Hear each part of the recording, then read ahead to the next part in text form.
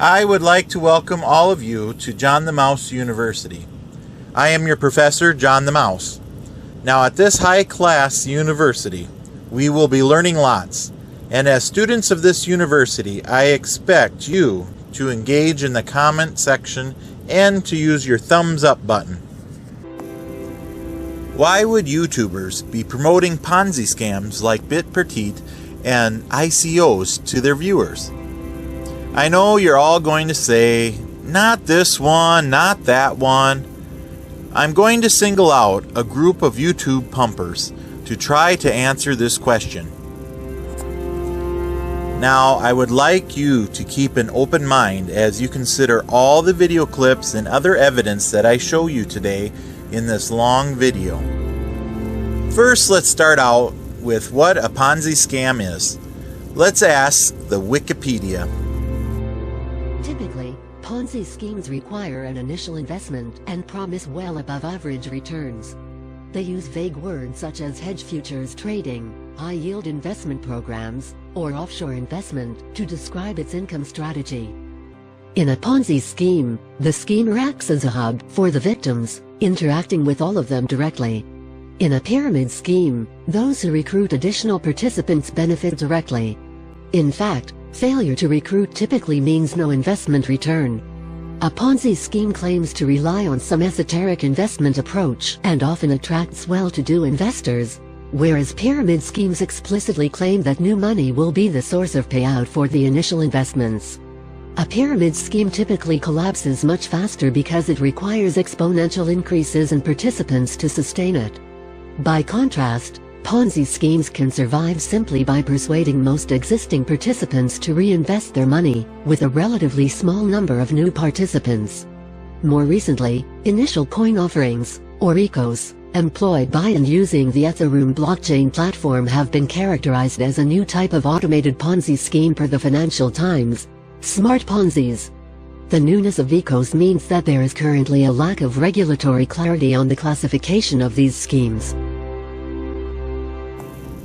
I am going to show you this Financial Times stating, on Ethereum, there has been a multitude of experiments to implement Ponzi schemes as smart contracts.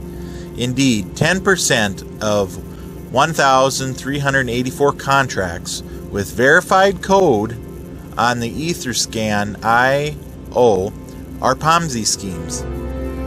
I think we should start at the top of the pyramid. I'm sure it's not everyone would agree with this, but I would like to bring to your attention some points around the YouTube community. A few clips from deleted videos. It seems to me everyone is trying to cover their tracks. As I keep looking back into this year, I keep coming back to the web bots. It's like a spider web. Once you get in the web, you start heading to the center. Cliff seems to be in the center of this web, with his group of Bix and JSNP4 and a few others pushing the woo-woo. They all branch out to a few more people and a few more. But one of the biggest pumpers right now is this guy. Back when I first started this work in 1997, it had been my goal to make a big pile of dollars by using this approach to predict which way the stock market was going to go. Because at the time I was under the understanding that there were enough retail investors that I could game their emotional direction. Now, if I bought the January and how many do you have? You have January and February right now out for 2017? We also have a special Bitcoin and gold and silver report that was done in mid-January that already some of that stuff's happening. I was somewhat famous for my predictions on Bitcoin because I've been so accurate. We're heading to 1448 as our next big stop. How about with silver and gold? Well, we still have that prediction for $600 an ounce silver. We should see something close to that in terms of price sometime this year. I don't know about you, but this year's almost up and I don't see it at that price range. I've had prices for silver at $600 an ounce that have been in the data since 2003. So if indeed that's going to occur, look at how rapid and how shocking that rise is going to be. Now, I also have data that shows that gold lags behind Bitcoin, but that by February of next year, gold will be in the $4,800. And he's looking for all these things. He's trying to learn Bitcoin. He wants to go work on it. He is so driven to write code and to do all these things. And I can give him introductions, but he wouldn't want to work for me because I am also self-taught. So I have big holes in my knowledge, right? And so I will frequently stumble over them, and I'm prepared for dealing with that. Many people that are young are not. So with these holes in your knowledge, does that mean that your reports are not 100%? I'll come to Franco Pop here, and it's really interesting because all he says for Franco Pop is just one line, and it says "Vive la France." I thought when he said that it meant that Marine Le Pen is going to win the second round. And why do I say that? Well, because Marine Le Pen is a nationalist, and everyone knows that a French nationalist would go "Vive la France" or "Long live France." And I also emailed him and said, just in case he forgot to put more there, and I said, under Franco Pop, you just put "Vive la France." And does that mean that your data and language is showing that Le Pen is going to win the second round on May, I think it's May the 7th?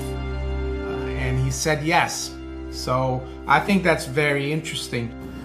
I do too, since she didn't win the election. And what about this BitConnect that you're talking about that had long legs? It's just, we click very well. Maybe because we have some of the same thoughts on a lot of this stuff, but everyone is constantly telling me, well, Cliff High said it was in his report, it was fine. I'm like, but didn't you not hear what I said? No, the man emailed me and told me. Yeah, but even so, even in the early report, okay, so there was an opportunity for me to write about it 3 months before I actually did.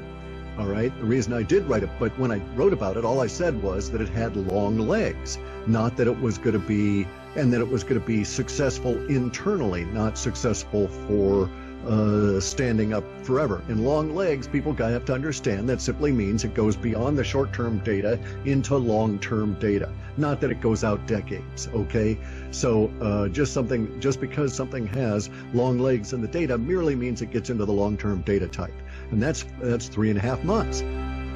So and you go back and read what I wrote about it. It was a conundrum even at the time. Okay, so at the time I wrote about it, there were 2 BitConnects, but we'd already actually dropped one. There were 3 BitConnect coins that had tried to make a go of it since January of this year. And 2 of them changed their name. Of the 3, 2 of them are no longer in existence.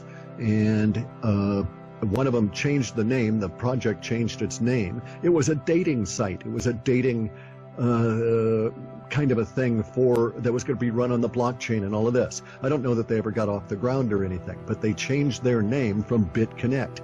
The other BitConnect coin, I'm not even sure what their reason for existence was, right? But they were in some way differentiated from BitConnect, this Ponzi lensing scheme. High yield Ponzi scheme after Ponzi scheme after Ponzi scheme after Ponzi scheme. When I wrote about it, I was reluctant to write about BitConnect. I'd been approached repeatedly about it, and it was actually in the data as having long legs. And of course, also, here's something else to bear in mind: that as we deal with these things within our data sets, we're dealing with an emotional reaction to them. So it could be, and we don't know this yet, but it could be that the emotional reaction for BitConnect is going to be the huge outcry when it crashes, as opposed to the huge outcry when it succeeds as whatever the hell, right? Because it's obviously a Ponzi scheme. There's huge emotional data. You're saying the emotional level reporting back was huge. Right. And I can't say, and when you see these emotional, exactly, I don't know why there's going to be that. So you don't know if it's going to fail or be successful, so you can tell everybody else in your reports what to do. We also know that the cryptos are not a Ponzi scheme, Bitcoin specifically, because there's only going to be 21 million of them. You cannot have a limited Ponzi scheme. By their nature, they must be unlimited because you're always taking money from the people below in order to give it to the people that are cashing out on the top. Wait 1 second there, buddy. If you have unlimited coins, the Ponzi scheme would never collapse. The only reason a Ponzi scheme collapses is because it becomes limited. Now, Bitcoin can collapse if nobody wants to use it. It'd go down to zero. Bitcoin and the cryptocurrencies are not a Ponzi scheme, although there are Ponzi schemes within them. Okay. Now, bear in mind, when I started this off in the 90s, the economic period and so on, I was attempting to basically gain an edge, if you will, write an algo that would be personal so that I could get an edge over the stock market and make money that way. I don't know how people can do this to other people.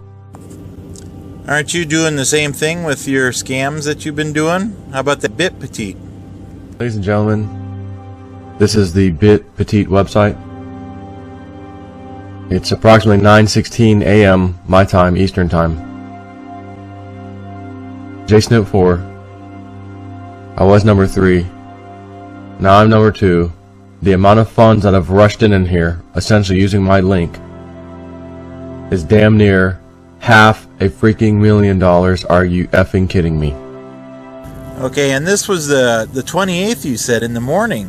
Didn't BitPetite go down on the 31st? When this whole BitPetite thing happened, and I saw every day 15, 20K sitting on there waiting for me to pull out because everybody was under me. Again, life is good. It's never going away. This is awesome. Lasted 3 days. 4th day, it was gone. This is why this thing is so highly risky and it's scary to me. Having said that, that means if $432,000 has now been brought in by you guys, essentially, and me and my little $6,900, that means that 10% of this is sitting in my wallet, which I have successfully, by the way, withdrawn in this system. You guys told me last night, do it. No, take it out, take it out. And I did. I took it out last night, and then this morning I woke up, there's a little bit in there, and I'm like, oh, let me take out the rest. And I did, and it went to my wallets. So you know what I'm... So let me get this straight here. Every day you're getting 15 to 20K from this BitPetite, from your subscribers, and then you're pulling it out every night and morning for 3 or 4 days. All of his investments, USI Tech, BitConnect, yeah. Chain Group, Bit Club Network, another one, yeah. Right. Of course, sign up under him.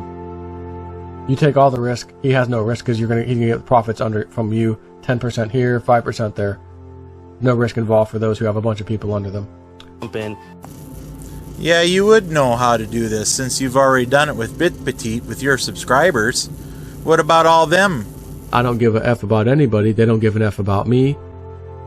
It's a dog-eat-dog world. I want to get some bling, some cha-ching, and I'm in and out like sauerkraut.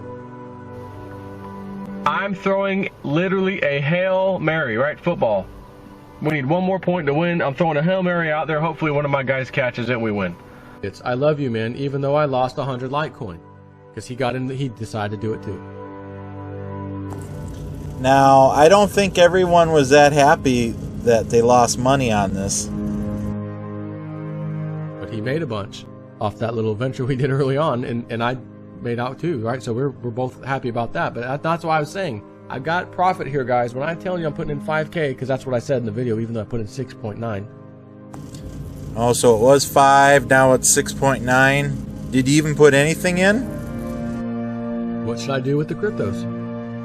With the referrals that came in that I'm sitting on. The stuff that I was able to get out before the thing shut down. What should I do with that? It's going to be damn near impossible to try to find everybody, 400 or 500 people. I can't log into the site. People are going to lie. They'll scam to get me to send them cryptos. What do you think I should do it? Well, the best thing was probably not to get into it, but you sure there wasn't anybody that would have told you no? Cliff, I got this thing called BitPetite. He goes and looks it up. Even for a second, he's going to say, Joe, that seems a little, a lot a bit too risky for me to, no way. I already know he'd say that. Yeah, I'll get ambushed by a butthurt BitPetite speculator. FYI, JSnip4 is pretty much always armed, concealed carry, and I'll be looking at the reciprocal states. Which ones have reciprocal? And not to mention, we're in an RV. you're allowed to carry firearms inside of an RV because it's kind of treated as a house, not a normal car.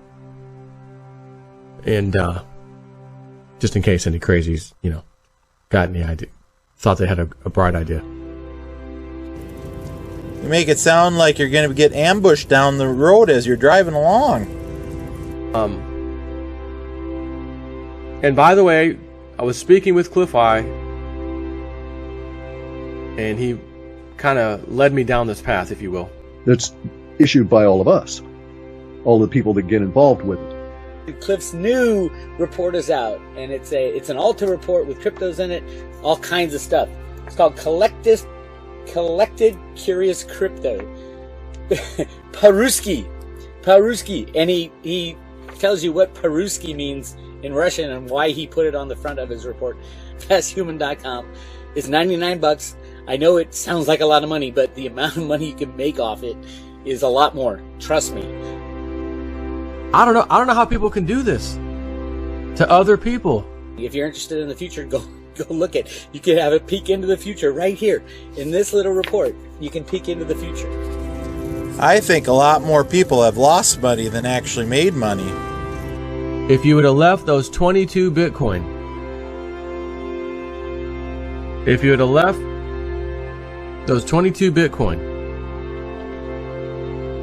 alone and just let it sit there, nothing.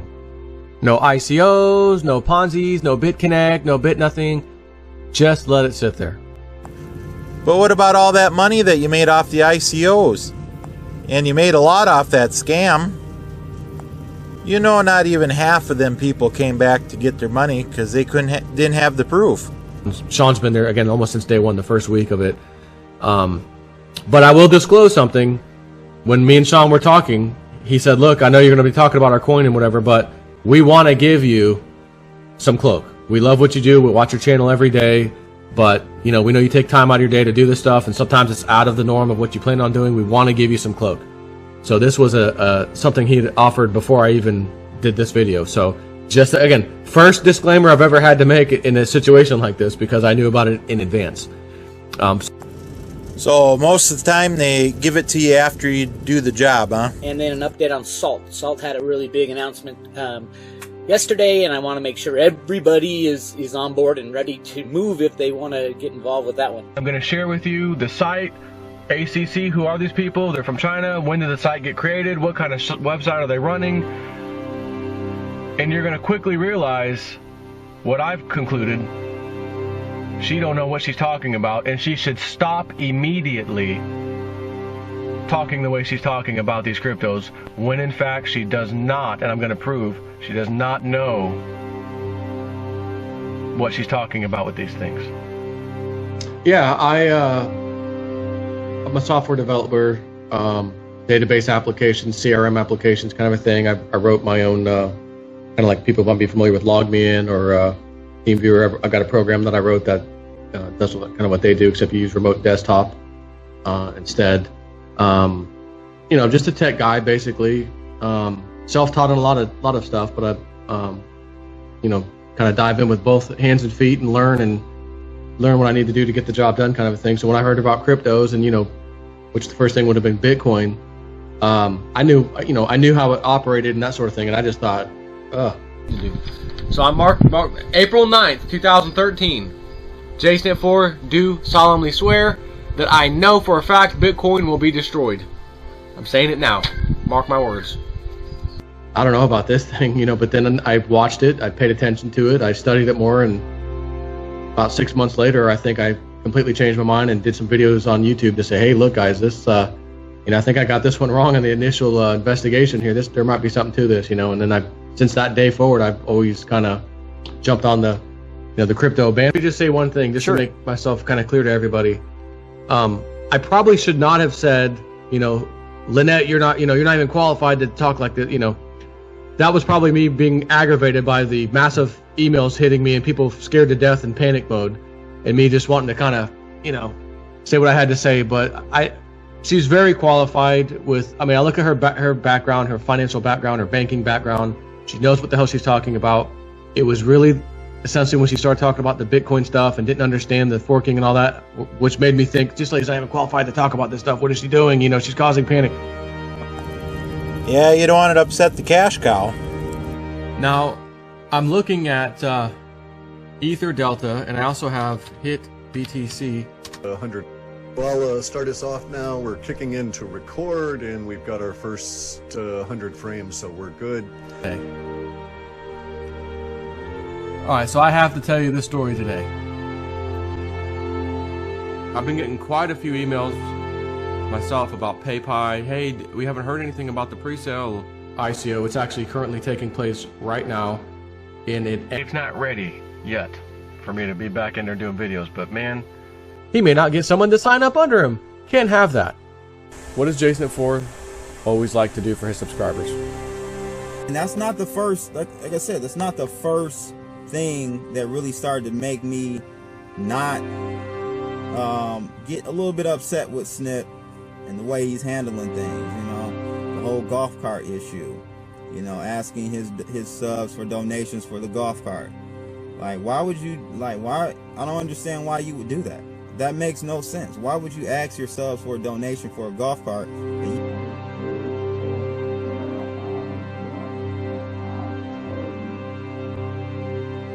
You can buy with your own money, with your own crypto money. It's the greed. And so that's when I started to see more and more greed ever since Veritasium, ever since, you know, Cliff mentioned it in his reports, and then you went out and reported about it, and then, you know, your subs made money off of it. Ever since that, I've seen a transformation and a change for Snippy in the wrong direction, in my opinion. So me being a follower of JSnip for the last 3.5-4 years, I've seen a drastic change in his personality, the way he handles situations, and it's really disappointing. If the site comes back up, he can remove his 60,000. If it still exists, it doesn't look like it's coming back up though at any time. And he probably could have got in and out before BitConnect fell and got all of your money. And 1.1 million was under his account. Under the other one, BitPetite, he would have had more than that because BitConnect seems more solid to everyone. The other users would have followed suit and more money would have flown in. So he could have got a lot more, I believe, had he chose to back BitConnect and say WebBot. That's all he's got to say. WebBot said this was a hit, guys, so I'm going all in. You come under me. This is the link, referral link. And then done multiple videos about how great BitConnect was, how much he's making on it, how much profit he's making, like other YouTubers are doing. And so for him to just say, "Oh, okay, you know, this is a very risky one, guys. I'm warning you, don't do it. But hey, here's a referral link if you do want to do it. Go ahead, you know, help your buddy Snippy out." Nah, man, that's you got ulterior motive. You got an ulterior motive. No doubt, without a shadow of a doubt. You didn't really care to protect your investors or your subs. You wanted to profit off of them. And this is my opinion. So maybe this is the true JSnip. Maybe it just took a little money, a little fame to bring it out of. All information provided in John the Mouse University is provided for information purposes only. John the Mouse University does not necessarily agree with every expert that comes on to give speeches at this fine university. We put a reasonable effort to present accurate information at John the Mouse University, but makes no guarantee of any kind. As you leave this university for the day, you will come across the tip jar. By no means does this mean you have to fill it up. If you like the information that you have received here today, I would encourage you to share this with everyone you know. I will be here for your next class.